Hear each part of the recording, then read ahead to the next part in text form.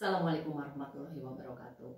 Innal hamdalillah nahmaduhu wa nasta'inuhu wa nastaghfiruh wa na'udzu billahi min syururi anfusina wa min sayyiati a'malina may yahdihillahu fala mudhillalah wa may yudlilhu fala hadiyalah.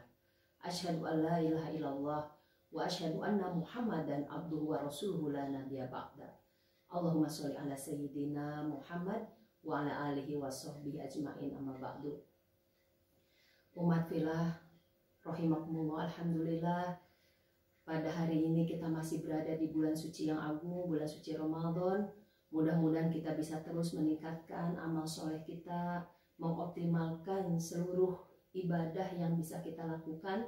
Mudah-mudahan kita bisa meraih takwa, amin ya robbal alamin. Dalam kesempatan kali ini saya ingin menyampaikan materi tentang pentingnya melakukan penyucian jiwa atau tazkiyatun nafs. Sebagaimana kita ketahui bahwa mensucikan jiwa atau tazkiyatun nafs merupakan tugas yang diemban oleh para nabi untuk disampaikan kepada para pengikutnya. Sebagaimana dalam Al-Quran surat Al-Baqarah ayat 151, A'udzubillahi minasyaitonirrajim, bismillahirrahmanirrahim. Kama arsalna fikum rasulam minkum yatlu alaikum ayatina wa yuzakkikum wa yu'allimukumul kitaba wal hikmah. Dan juga dalam surat Al-Jumu'ah yang kita ketahui bahwa tugas Nabi itu adalah yatlu alaihim ayatihi wa yuzakkihim wa yu'allimuhumul kitab wal hikmah. Jadi tugas dakwah yang diemban oleh para nabi, yang tugas dakwah itu diwariskan kepada kita semua adalah untuk melakukan 3 hal. Bagaimana kita melakukan tazkir, mengingatkan manusia kepada Allah dengan cara membacakan ayat-ayat Allah, baik ayat kauliyah maupun ayat kauniyah. Dan yang kedua, mensucikan jiwa. Dan yang ketiga adalah mengajarkan atau ta'lim, mengajarkan kitab dan hikmah. Ummahatillah, itulah 3 hal esensi dakwah yang dilakukan oleh para nabi. Mereka membacakan ayat Allah, mereka mensucikan jiwa para pengikutnya, dan mereka mengajarkan kitab dan hikmah. Jadi 3 hal itu, tazkir, tazkiyah, dan ta'lim, yang harus selalu kita perhatikan karena itu adalah esensi ketika kita mengajak manusia. Nah, kita ingin mendalami tazkiyatun nafs. Jadi mensucikan jiwa selain itu menjadi tugas utama para rasul yang tadi 3 hal tadi. Karena kenapa kita harus mensucikan jiwa atau melakukan tazkiyatun nafs? Karena dalam kehidupan kita ini kita mendapatkan tantangan, baik dari internal maupun dari eksternal. Dari internal dari mana? Yaitu dari nafas, dari jiwa kita sendiri. Sebagaimana kita ketahui bahwa jiwa itu atau nafas itu ada 3. Yang pertama adalah nafsul amarah bisu, jiwa yang selalu mengajak kepada keburukan. Sebagaimana dalam Al-Quran surat Yusuf ayat 153, A'udzubillahi minasyaitonirrajim, bismillahirrahmanirrahim. Inna nafsa la amaratum bisu'i illa ma rahima rabbi. Sesungguhnya kata Nabi Yusuf, jiwaku mengajak kepada keburukan, karena rahmat Allah lah maka beliau selamat. Kemudian dari situ kita mengetahui bahwa sesungguhnya potensi keburukan dari jiwa itu sangat luar biasa. Karena itu memang Allah sendiri dalam surat Asy-Syam mengatakan fa'alhamaha fujuraha wa taqwaha. Qad aflaha man zakkaha wa qad khaba man dassaha. Sesungguhnya aku mengilhamkan kepada manusia itu 2 jalan, yaitu jalan keburukan dan jalan takwa. Dan beruntunglah orang yang mensucikan jiwanya, dan celakalah orang yang mengotori jiwanya. Jadi tazkiyatun nafs atau mensucikan jiwa menjadi penting karena memang kita punya potensi keburukan yang harus kita lawan dengan cara mensucikan jiwa. Yang kedua, kita juga selain nafsul amarah bisu ada nafsul lawamah. Dalam Al-Quran surat Al-Qiyamah, A'udzubillahi minasyaitonirrajim, bismillahirrahmanirrahim. La uqsimu biyaumil qiyamah wa la uqsimu bin nafsil lawamah. dan demi jiwa yang suka menyesal. Jadi kalau nafsu lawamah ini pertengahan, di mana jiwa itu kadang berbuat tidak baik maka dia menyesal, atau dia sudah berbuat baik pun dia menyesal kenapa tidak berbuat lebih banyak lagi. Nah di sini pertengahan. Dan yang ketiga baru jiwa yang kita inginkan adalah nafsul amarah. Yang kita inginkan adalah nafsul mutmainah tentu saja. Dalam Al-Quran surat Al-Fajr Allah berfirman, ya ayat Tuhan nafsul mutmainah irji'i ila rabbiki radiyatan mardiyah fadkhuli fi ibadi wadkhuli jannati. Subhanallah. Jadi jiwa yang tenang inilah yang disuruh oleh Allah untuk masuk ke dalam golongan hambanya dan untuk masuk ke dalam surganya. Itulah tantangan yang ada dalam internal kita, di mana ada 3 potensi nafas yang kita miliki. Ada nafsul amarah bisu, ada nafsul lawamah, dan yang kita harapkan tentu nafsu mutmainah yang kita miliki. Karena itu mudah-mudahan dengan melakukan tazkiyatun nafs kita bisa memiliki nafsul mutmainah. Amin. Tantangan yang kedua adalah bahwa kita juga dari eksternal, dari luar, yaitu dari apa? Dari syaitan. Di mana syaitan berjanji akan mendatangi kita untuk menggoda kita. Wa utiyanahum baina aidihim wa min khalfihim wa an aymanihim wa an syama'ilihim ila ibadaka minhumul mukhlasin. Akan aku datangi anak cucu Adam dari depan, belakang, kanan, dan kiri. Hanya orang-orang yang ikhlas, kata syaitan, yang tidak akan mampu digoda olehnya. Umat fillah rahimakumullah. Karena itu kita penting mensucikan jiwa. Karena ternyata syaitan tidak akan ridho kepada kita sehingga kita menjadi pengikutnya. Imam Hasan Al-Basri mengatakan bahwa syaitan menggoda kita dari depan, membuat kita tidak melihat negeri akhirat. Syaitan menggoda kita dari belakang supaya kita tidak jadi beramal soleh. Dan syaitan menggoda dari kanan melalui syahwat dan menggoda dari kiri melalui lawan jenis. Masya Allah, kita digoda dari seluruh arah. Hanya dia tidak mampu menggoda dari atas karena di sana ada arasy Allah. Dan dia tidak mampu menggoda dari bawah karena disitulah tempat kita bersujud. Itulah umat fillah. Kenapa kita penting mensucikan jiwa? Karena kita memiliki tantangan sendiri, baik dari internal potensi jiwa yang kita miliki dan juga dari eksternal, yaitu dari syaitan yang memang memiliki tekad untuk memperbanyak pengikutnya menjadi penghuni neraka. Na'udzubillah summa na'udzubillah. Umat fillah rahimakumullah. Itulah pentingnya kita melakukan tazkiyatun nafs. Selain itu menjadi esensi dari tugas para nabi. Yang kedua, karena kita memiliki tantangan baik dari internal maupun dari eksternal. Nah, yang kedua yang ingin dibahas adalah bagaimana melakukan tazkiyatun nafs. Tazkiyatun nafs itu berada dalam 3 tahapan. Yang pertama tatahur, mensucikan.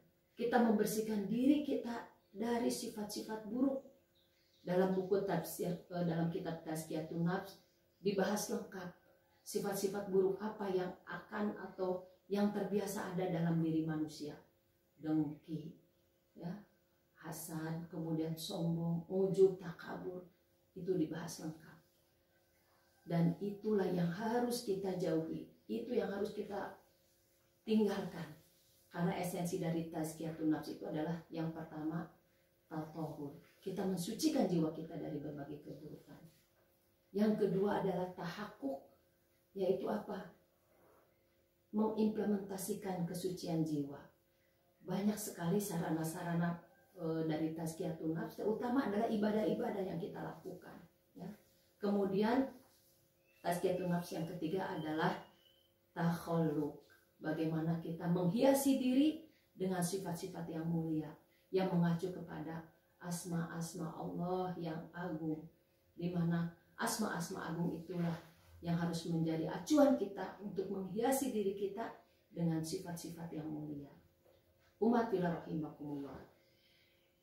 Yang pertama yaitu tatahur, kita meninggalkan sifat-sifat buruk yang kita miliki. Bahkan dalam sebuah hadis pernah disampaikan bahwa Umar bin Khattab ketika memasuki bulan Ramadan dia meninggalkan 1 sifat buruk.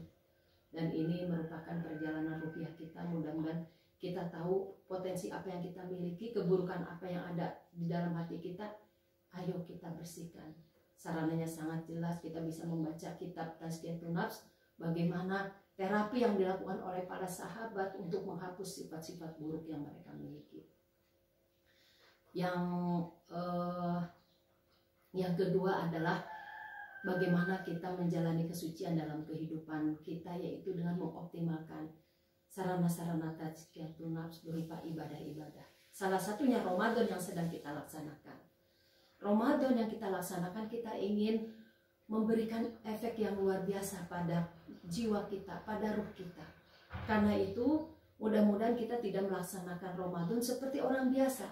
Karena Ramadan itu terbagi dalam 3 tingkatan, yaitu ada orang yang berpuasanya orang awam, yang kedua puasanya orang khos atau khusus, dan yang ketiga yang khawasul khos, orang yang khusus, yang super khusus.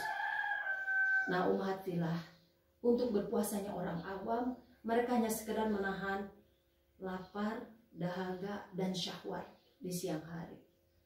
Tetapi amaliyahnya, pikirannya, dan lain sebagainya, mereka tidak ada banyak perubahan, tidak banyak perbedaan dari hari-hari biasanya. Bagaimana yang khos? Yang khos akan kita lebih lengkapi. Nah, yang lebih baik adalah super khusus. Yang super khusus ini kita mungkin akan sulit meraihnya, karena itu adalah berpuasa dengan hati. Bagaimana dalam hati ini, juga dalam lintasan pikiran, tidak berpikir selain Allah Subhanahu wa Ta'ala. Dan itulah berpuasanya pada para nabi, para syuhada, para muqarrabun. Masya Allah, ini akan sulit karena barangkali kita menjalani kehidupan ini banyak sekali, apalagi kita para ummahat, setiap hari kadang-kadang kita berpikir untuk buka apa yang kita siapkan, untuk lebaran nanti apa yang kita persiapkan. Jadi hati kita Masya Allah sulit. Yang mudah-mudahan bisa kita raih itu adalah berpuasa yang khos. Khawasul khos itu yang mungkin kita agak sulit karena di situ sudah berpuasa dengan hati. Sedangkan berpuasa yang khos, di mana kita berpuasa satu melalui penglihatan kita, di mana penglihatan kita optimalkan, tidak melihat hal-hal yang tidak diridhoi oleh Allah. Mudah-mudahan kita punya terapi sendiri dengan mengurangi aktivitas, misalnya menonton TV atau apapun ya, melihat apapun yang tidak ada berguna atau tidak meningkatkan keimanan kita. Yang kedua, berpuasa dengan lisan, di mana lisan kita jaga. Jangan sampai lisan kita terjebak dengan ghibah, dengan dusta, karena ghibah dan dusta inilah yang akan merusak puasa kita.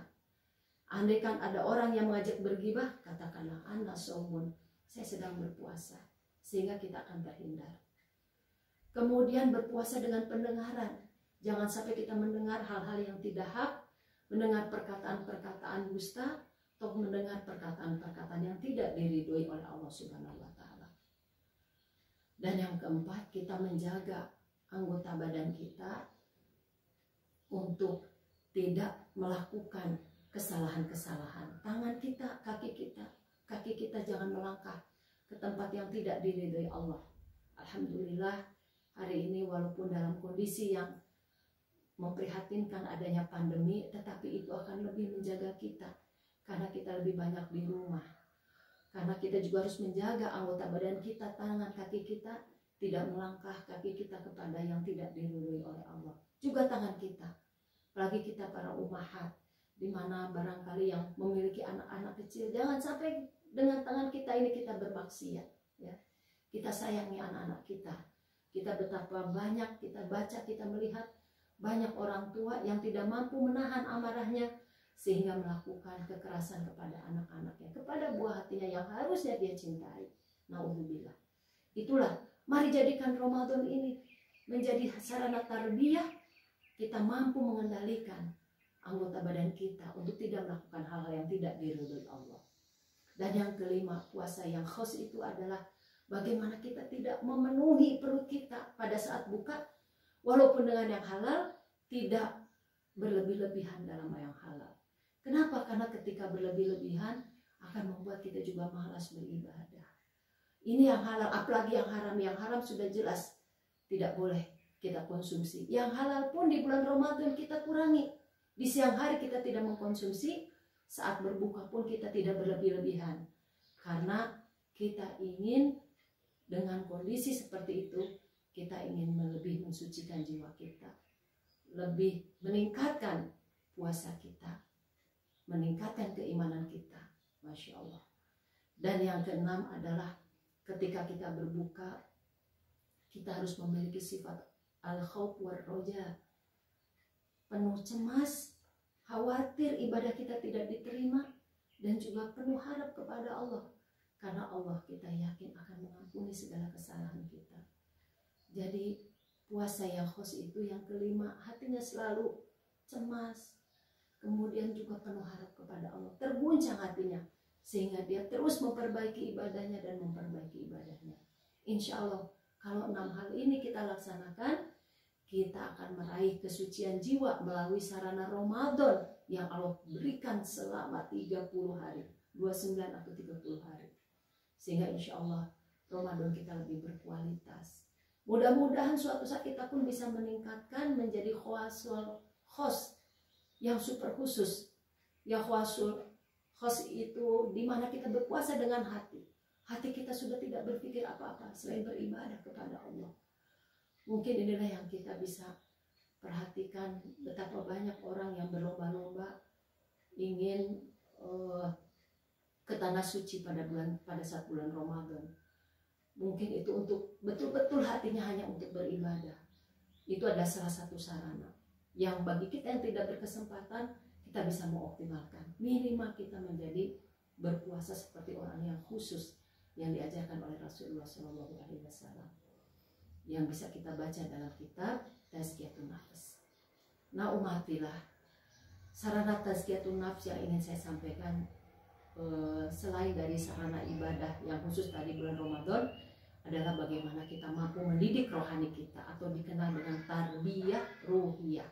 Kita mendidik ruhiyah kita supaya ruhiyah kita menjadi lebih baik, ruhiyah kita menjadi lebih mulia dengan cara melakukan tarbiyah ruhiyah, pendidikan jiwa. Tarbiyah ruhiyah yang bisa kita amalkan adalah yang pertama melakukan muahadah. Kita mengingat bahwa kita punya perjanjian kepada Allah Subhanahu wa Ta'ala, di mana dalam sholat pun kita selalu mengatakan inna sholati wa nusuki wa mahyaya wa mamati lillahi rabbil alamin. Sesungguhnya ya Allah, sholatku, ibadahku, hidup dan matiku adalah untukmu. Itulah suatu bentuk janji kita kepada Allah.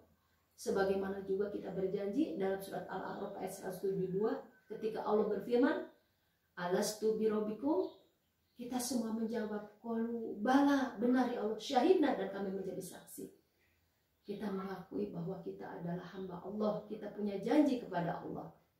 Karena itu ketika kita ingin melakukan tarbiyah ruhiyah, yang pertama adalah kita melakukan muahadah.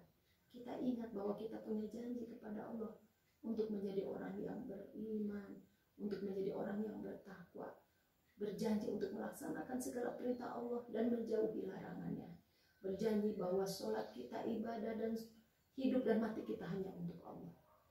Dengan mengingat janji itu, insya Allah kita tidak akan menjadi orang yang khianat, dan disitulah ruhiyah kita akan dididik untuk senantiasa berbuat baik. Dan yang kedua sarana tarbiyah ruhiyah adalah muraqabah, merasa diawasi oleh Allah. Dengan mental merasa diawasi, dalam hal ini sebagaimana hadis tentang ihsan, bahwa orang yang ihsan itu Rasul bersabda, anta budallah ka'annaka tarahu fa ilam takun tarahu fa innahu yaraka. Beribadahlah kamu seolah-olah kamu melihat Allah, dan apabila kamu tidak melihat Allah, sesungguhnya Allah melihat kita. Itu adalah suatu mental di mana kita merasa diawasi oleh Allah. Muraqabah, kita mendidik jiwa kita bahwa kita punya mental yang merasa diawasi. Orang yang merasa diawasi akan berbuat berbeda ketika dia merasa tidak diawasi. Sebagaimana seorang pekerja ketika diawasi oleh tuannya, tentu dia akan bekerja secara optimal. Begitupun kita, ketika kita punya mental senantiasa diawasi oleh Allah, kita akan merasa malu untuk berbuat maksiat. Sebagaimana Hasan Al-Basri juga mengatakan, ya Allah, aku mengetahui bahwa Engkau selalu melihat aku, karena itu aku malu ketika Engkau melihat aku dan aku sedang berbuat maksiat. Dengan demikian, dia jauh dari berbuat maksiat, karena dia selalu merasa diawasi. Itulah sarana yang kedua, yaitu muraqabah, merasa diawasi oleh Allah. Yang ketiga adalah muhasabah. Kita mengevaluasi diri setiap hari, kita menghisab diri, menghitung diri. Dalam Al-Quran surat Al-Hasyr, A'udzubillahi minasyaitonirrajim, bismillahirrahmanirrahim. Ya ayyuhalladzina amanu taqullaha wal tanzur nafsum ma qaddamat lighad. Wahai orang yang beriman, bertakwalah dan hendaklah setiap jiwa memperhatikan apa yang dia siapkan untuk hari esok, apa yang dia siapkan untuk hari kematian, apa yang dia siapkan untuk hari pulang kampung ke negeri akhirat. Karena itu sarana yang ketiga adalah muhasabah. Umar bin Khattab berkata, hisablah dirimu sebelum engkau nanti dihisab. Catatlah amalmu sebelum engkau nanti dicatat oleh Allah dan ditimbang. Ummatillah rahimahumullah, sarana yang ketiga ini luar biasa dari tarbiyah ruhiyah. Kita akan mengevaluasi setiap hari apa yang sudah kita lakukan, apa yang belum kita lakukan.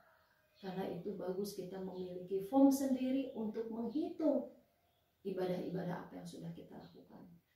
Ramadan sudah menuju hari ke-13. Kalau kita ingin 1 kali khatam, sudah ada di juz 13. Kita targetnya 2 kali khatam, sudah ada di juz 26.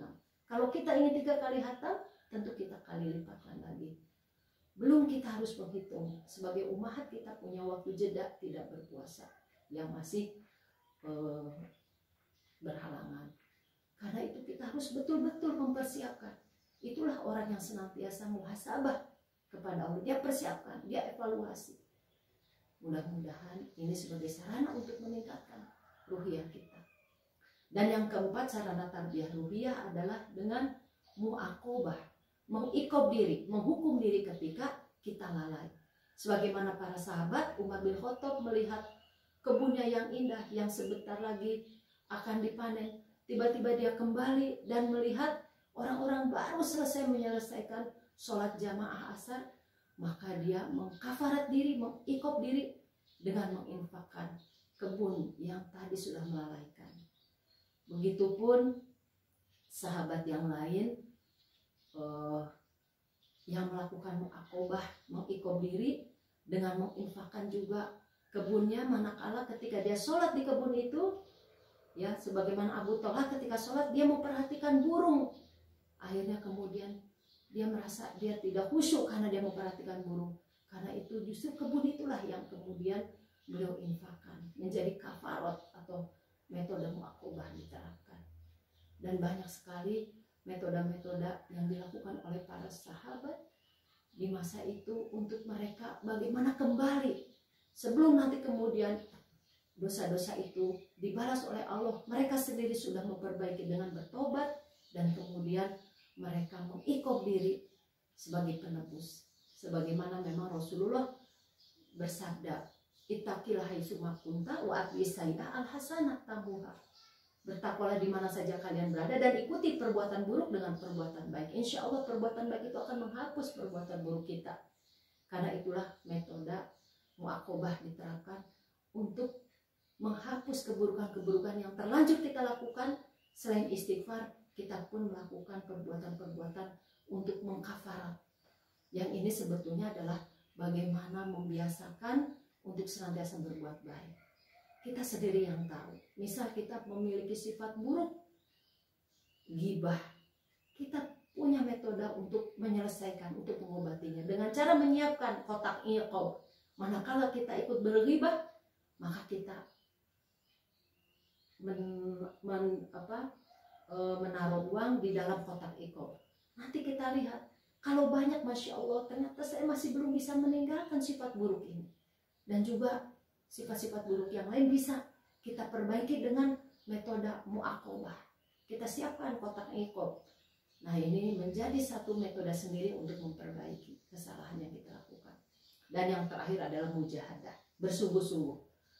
Kita ingin memperbaiki diri, wa man jahada fina lanahdiyannahum subulana. Barang siapa bersungguh-sungguh, Allah akan bukakan jalan-jalannya. Kita ingin mensucikan jiwa kita, dan kita tahu banyak hal yang belum optimal dalam hidup kita. Banyak hal yang belum optimal dalam ibadah kita, dan kita bisa memperbaikinya dengan melakukan mujahadah. Setelah kita muahadah, ingat janji dengan Allah, kita muraqabah, merasa diawasi, kita muhasabah, evaluasi ibadah-ibadah kita dan perbuatan kita. Kita muaqabah, menghukum diri jika kita ada kesalahan. Setelah itu kita perbaiki diri dengan mujahadah. Subhanallah, itulah sarana, salah satu sarana dari tazkiyatun nafas, yaitu melakukan tarbiyah ruhiyah. Umatilah, barangkali ini semua bisa menjadi sarana bagi kita untuk menajamkan ruhiyah kita, sehingga kita bisa lebih optimal. Mari kita optimalkan di bulan Ramadan ini, karena Ramadan, saum di bulan Ramadan itu juga adalah suatu sarana tazkiyatun nafs, dan juga kita perdalam ruhiyah kita, kita runcingkan lagi ruhiyah kita menjadi lebih baik, kita asah, yaitu dengan melakukan tarbiyah ruhiyah, yang merupakan salah satu sarana dari mensucikan jiwa. Baiklah umatilah, inilah yang bisa saya sampaikan. Sedikit saya simpulkan bahwa kita penting melakukan tazkiyatun nafs, karena yang pertama itu adalah tugas utama para nabi. Selain tugas nabi itu yu'alimuhumul kitab wa yuzakkihim, yang pertama yatuna alaihim ayatihi wa yuzakkihim wa yu'alimuhumul kitab. Selain punya tugas untuk melakukan tazkir, kemudian tazkiyah, dan yang ketiga adalah ta'lim. Jadi tazkiyatun nafs itu penting karena itu menjadi satu dari tugas yang diemban oleh para nabi dalam berdakwah. Yang kedua, tazkiyatun nafs penting karena kita punya tantangan dari internal dan eksternal. Supaya kita tidak tergoda, tidak jatuh ke dalam kemaksiatan, maka kita harus mensucikan jiwa. Supaya kita menjadi golongan hamba Allah yang beruntung, kita mensucikan jiwa. Sarana mensucikan jiwa adalah tatahur, kita mensucikan diri kita dari sifat-sifat buruk yang pembahasannya sangat luar biasa. Dan kalau kita membaca di buku Tazkiyatun Nafs sudah lengkap, nama penyakitnya apa, bagaimana penyebabnya, dan bagaimana cara menghilangkannya, bisa kita perdalami dari membaca kitab Tazkiyatun Nafs. Dan yang kedua, tahakkuk, kita mengimplementasikan diri dengan kesucian, dengan kebaikan, dengan cara mengoptimalkan ibadah-ibadah yang kita lakukan sebagai sarana mensucikan jiwa kita. Dan yang ketiga adalah takhalluk, kita menghiasi jiwa kita dengan sifat-sifat yang agung, yaitu asma Allah. Dan yang terakhir, sarana tazkiyatun nafs selain ibadah mahdoh, mari kita optimalkan Ramadan yang kita sedang jalani ini dengan menjadikan Ramadan ini puasa yang menjadi orang yang khusus, di mana kita menjaga penglihatan kita, pendengaran kita, menjaga lisan kita, menjaga perut kita, tidak memperbanyak yang halal supaya kita semangat ibadah. Dan juga ketika berbuka kita banyak melakukan khauf dan roja, cemas dan juga penuh harap kepada Allah Subhanahu wa taala. Mudah-mudahan Allah cinta kepada kita. Dan juga dalam sarana tazkiyatun nafs yang tidak bisa kita abaikan juga adalah kita mentarbiyah ruhiyah kita dengan cara kita mengingat muahadah, punya janji dengan Allah, memiliki sikap atau mental muraqabah, merasa diawasi, dan yang ketiga senantiasa mengevaluasi atau muhasabah, dan yang keempat muaqabah, kalau kita punya salah ayo kita melakukan kafarat atau mengiqab diri, dan yang terakhir mujahadah. Mari kita bersungguh-sungguh memperbaiki diri kita, mari kita sungguh-sungguh meningkatkan ibadah kita agar kita menjadi hamba Allah yang bertakwa. Alhamdulillah, fala takunanna minal mumtarin. Billahi taufiq wal hidayah. Assalamualaikum warahmatullahi wabarakatuh.